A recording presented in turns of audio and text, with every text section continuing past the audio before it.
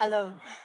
Today we're doing softwood cuttings, so it's another way of propagating, and really great this time of year when we're busy pruning down our shrubs to actually just make cuttings at the same time. I'm going to take these down to where there's some nice new growth appearing, and that means these tops I can use for propagating.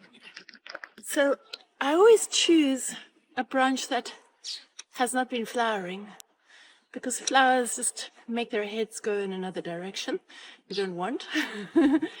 And I like my cuttings quite short and tight so that there's, well, for me, communication from the toes to the head quite quickly.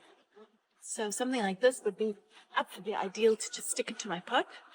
And usually, because I've got so many cuttings I want to do, I often put just 3 in one pot like this. So again, we'll have a look over here.